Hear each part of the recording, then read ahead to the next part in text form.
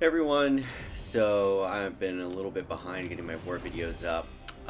This is war number 10, and we are facing SSX in this. I have a lot of friends over in SSX, and for those who don't know, I've been trying to get into SSX for a little while, but I didn't have any tier 1 war experience, but the guys there have been really great. And I've really also enjoyed just being in my current alliance AOH because they've been super supportive and helping guide me through tier 1 war. So anyway, going into this, I'd only died once so far this war season, and this is the 10th out of 12 wars. But this is a big war for us. We are in top 10 masters at the start of this. We're at number 10. SSX is number 2. Very strong alliance. I think every defender I fight is a rank 3 if they're 7 stars. So anyway, we've got Photon first in the first section of Path 5.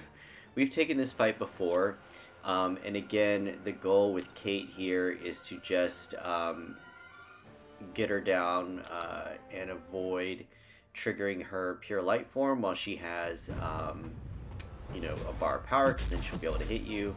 So I throw out an invuln boost just to give me some extra protection in the event I get hit, because I'm going to anticipate that. So I want her to dump her power now, and we're moving on up, and we get this first cold snap on her. Now you see there she's got 10 charges now, so the next time she gets knocked down, she is going to trigger her pure light form. So I need to get her down, and I'm trying to bait a heavy, and that's what I do. Now she's in pure light form. However, I think I get hit here. Yep. So now she's got the bar of power, so I'm gonna get hit anyway. But you get the general idea of what I was going for. The other thing is that Kate's Riposte lasts longer than Photon's Untouchable, which I did not know. So I could have parried, to knock her down. I could have parried with the Riposte, charged my heavy, held it, and then throw it right when her Untouchable is gone. And that way I'm not trying to bait a heavy. I have a little bit more control.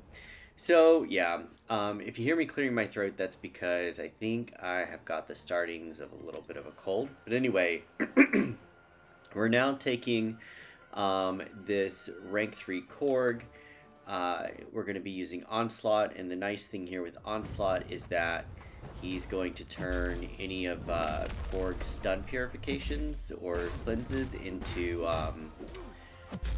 passives, and then also his attacks are energy based, and so he's not going to, like that first medium, and I don't think the first medium makes contact, so we're not going to be taking any damage there. So we've got a lot of Neuros up. I don't think I do too great of a job managing Neuros here, because you can't bait heavies with this node, because he goes unstoppable, so you just have to be careful. You can try to counter his SP2 with a heavy deposit, but yeah, I don't know.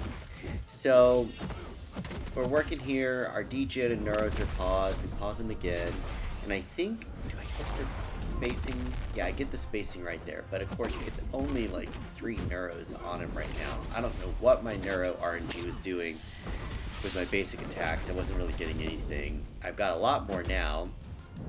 So we pause. Let's see, do we get the spacing right again? Yes, we do. So we get our extended pause. I think he might die before we even get to the special 2, or maybe we throw special 2. Yeah, we throw special 2. One of the drawbacks to doing commentary on war fights that happened like a week ago, or not a week ago, but several days ago, is that you start to forget what happened. So anyway, now I'm going up into section 2 of Path 4, this Serpent is going to be taken by one of my alliance mates, and then I'm going to be taking Dust with Shocker. And originally, I wanted to bring in Ironheart. I thought she might be a better counter, but the concern there was that the fight might take too long, and then Dust would go unblockable eventually, and then I'm going to be dealing with that. She does still eventually go unblockable, but the idea with Shocker is to do a Power Start 1, get my first 2 Special 1s off, and then Special 2 and kill. And this is my only Shocker fight. So we're going against Odysseus's Dust here, rank 3 of course. She is a very solid defender, especially on this node, because you see there, she went unblockable because of the heal block, we had a Power Sting, and we had a Sand debuff. And we are not going to lose the unblockable until all debuffs are gone. But I have no way of getting that that heal block off of me, and so I'm pretty sure she just stays unblockable for the rest of the fight. Here, I say screw the Power Sting damage, I just need to get this fight over with. And because I'm not going to be using Shocker anymore, I kind of don't care about preserving his health. And I throw it. I think I got rid of the Power Sting because I hit a combo of 10, which was really good timing, and then boom, there she goes. So yeah, you can see how that fight can really get out of hand quickly, especially when she goes unblockable. And I'm sure somebody out there can dex her SP2 if that happens, but I didn't want to do it. So next we've got Bullseye here on whatever this node is. I think it's 38 or Mini Boss Island. So basically he gets a lot of prowess. And I'm just going to tell you right now, I play this fight horribly. And what sucks is that I played this fight really well in the last war, the war before that. Granted, that was against a rank 5 Ascended Bullseye, and this is a rank 3. But, yeah. So the main thing that we need to be mindful of is when our stuns are going to fall off. Now, in the last time I took this fight, I had a Wags pre-fight. I don't have the Wags pre-fight this time. So we knock him down, and we are baiting out the SP1. So far, everything's going fine. Except I'm not doing great on his prowess management, but that's kind of hard in this fight when, you know, you've only got specific windows of time that you can hit him. There's going to be times where you just can't hit him, and that's a good example right there, where my stun went away and I was still hitting him. And so his little, like, evade counter triggered, and I took that hit. There, I take a special to the face with 3 prowess, and that really fucking hurts really bad. So now I'm freaking out because we are losing the health game, and we don't really have much like we can do about it. 4 prowess into my block, 5 prowess, and I'm trying to wait out his evade counter, and I get off this, and I'm praying maybe, but his prowess are building up again. And yeah, there's just no way. So, so the 2 big things here, had I not hit into him when my stun had fallen off and he still had his evade charge, I could have avoided taking that counter combo to the face. I think it was 4 hits. And then not dashing in when he's got a bar of power. That same tactic of dashing in when they have a bar of power. In the current war we're fighting, war number 12, also got me, and I took a special to the face, and so I just have to be a little bit more conservative. Some champions seem to hold on to their power and their specials, and you can dash in safely, and others um, what's his name, Venompool. Whenever he's got an SP2, like 2 bars of power, if you dash in, guaranteed he is going to special intercept you. He always does it to me every time. So, but what really, really rubs salt in the wound with this fight is that literally all I had to do was heavy, 5-hit combo, special 1, and he's dead.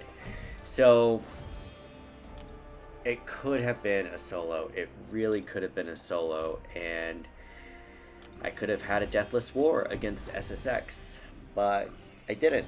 I died. So anyway, next up we've got this Werewolf by Night fight. I have not fought him very much. I know that he can get power gain. I know that he can go unstoppable and unblockable. I'm not super familiar with this kit. The strategy here is to use Onslaught and let the shocks and incinerates build up neuros.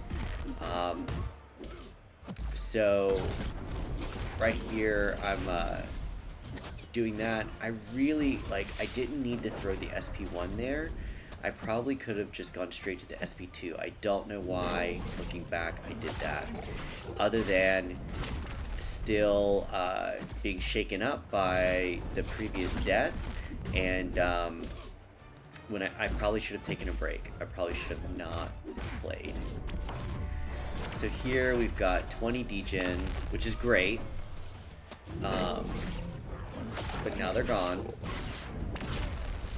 And then my spacing on him, that didn't feel good. My spacing on heavy punishing his specials, I'm a little bit too far away. That one I hit fine, but if you only get the last hit of his of Onslaught's heavy, then you're not going to get the extended pause. And again, I throw the SP1. I had so many neuros. I should have just gone straight to the SP2. I feel like you see there, I don't get the pause. Now I'm just wanting to get this fight done. I'm going to heavy off of my striker because that should give me an extended pause, but all my neuros are gone. So I must have done that right when they were about, oh no, there they are, 20. I'm losing, sorry. Yeah, this fight just got nutty right there. So what happened was I think he did his howl when he had 2 bars of power, and I think that's what gives him the passive unstoppable. But yeah, it was really close to just being very bad and potentially a second death. So yeah, I died once, but otherwise, it is what it is. We did lose to SSX. I have had 2 deaths in this season out of, 47 fights. So I'm still overall doing very well, I think, for tier 1, but definitely a little shaken. I wanted to do a lot better in that war, but, I just made some decisions that were not the best ones. So anyway, this loss drops us back into the second, the bottom half of Masters, going into War 11. So that's where we're at, and I will see you in the next one. Thanks.